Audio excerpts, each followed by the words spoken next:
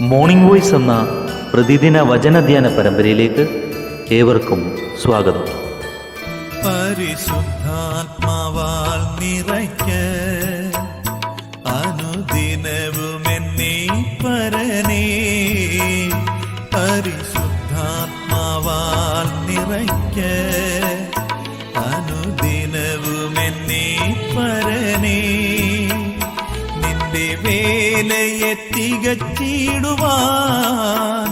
നൽവരങ്ങളെ നൽകിയിടുക, നിന്റെ വേലയെ തികച്ചിടുവാൻ നൽവരങ്ങളെ നൽകിയിടുക. സർവനന്മകൾക്കും സർവദാനങ്ങൾക്കും ഉറവിടമാമെന്നേശുവേ, നിന്നെ ഞാൻ സ്തുതിച്ചിടുന്നു ദിനവും പരനേ നന്ദിയായി. ഇന്ന് നമ്മോട് ധ്യാനചിന്ത പങ്കുവയ്ക്കുന്നത് സുശേഷകൻ ഡേവിഡ് പി ഐസക്, ഗുജറാത്ത്. പ്രാർത്ഥനയോടെ ശ്രമിച്ചാലും.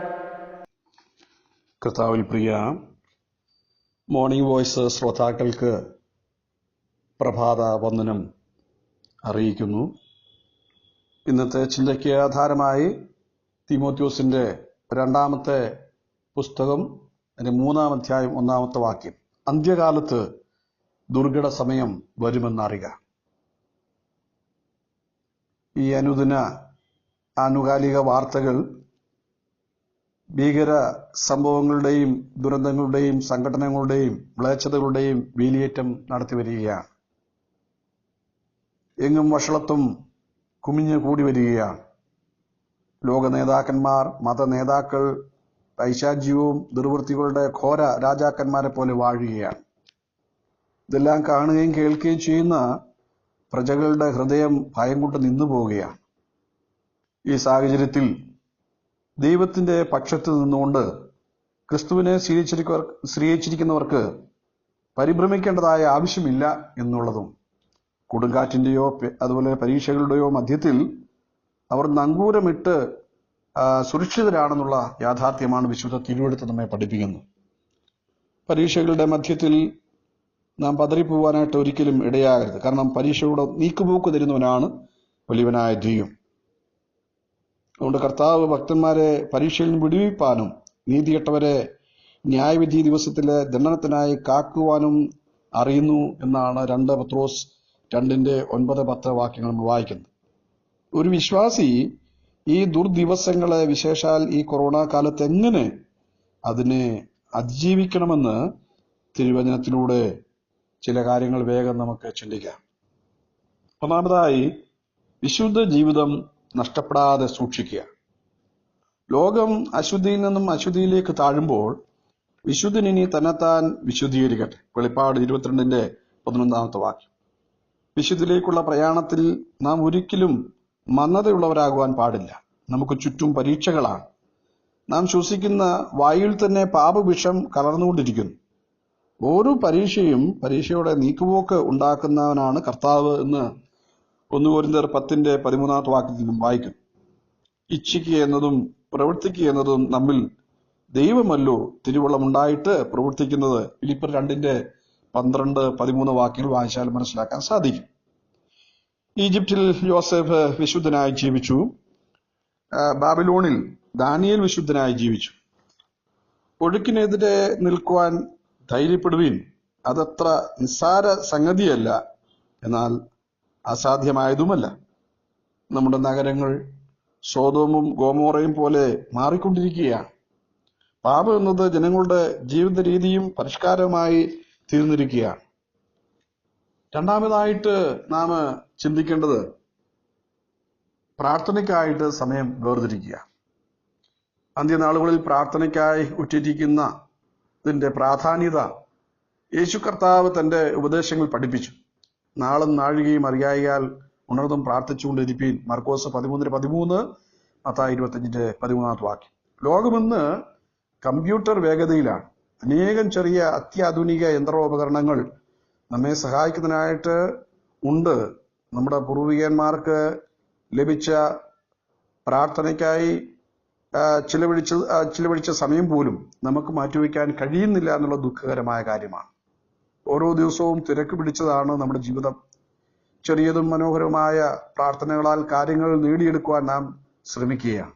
സ്ത്രീയതിരെ നാം പ്രാർത്ഥനയ്ക്കായി തിരക്കുള്ളവരായി തീർന്നു പോയെങ്കിൽ നമ്മളേറെ തിരക്കുള്ളവരായി എന്ന് നമുക്ക് കരുതാൻ സാധിക്കും.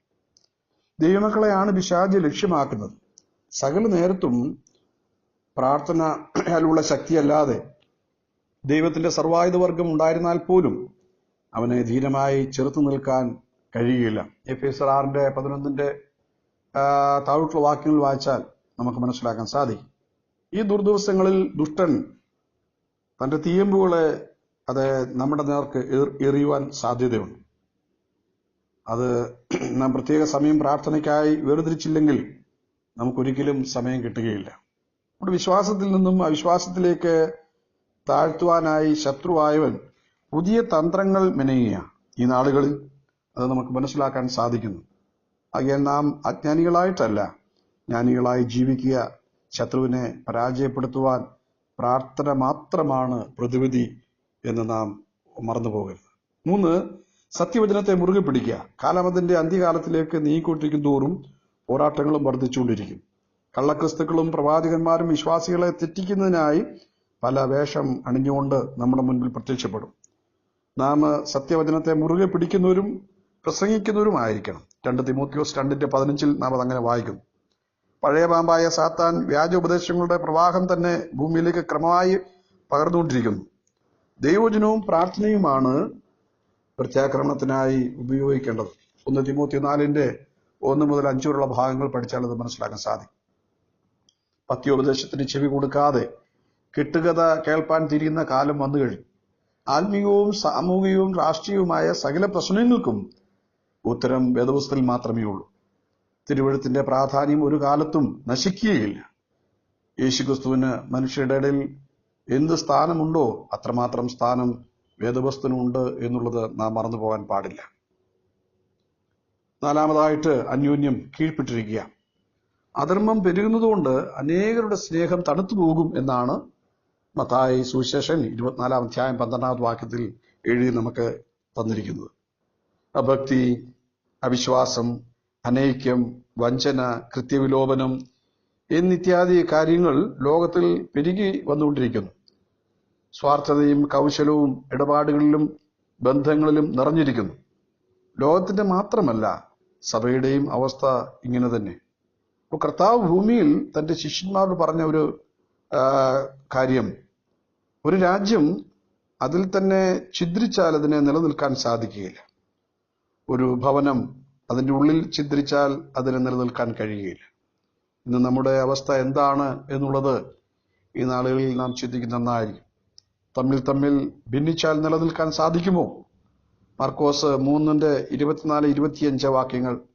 സഹോദരന്മാരെ, വിധിക്കപ്പെടാതിരിക്കുവാൻ ഒരുവന്റെ നേരെ ഞെരങ്ങിപ്പോകരുത്. ഇതാ ന്യായാധിപതി വാതിൽക്കൽ നിൽക്കുന്നു.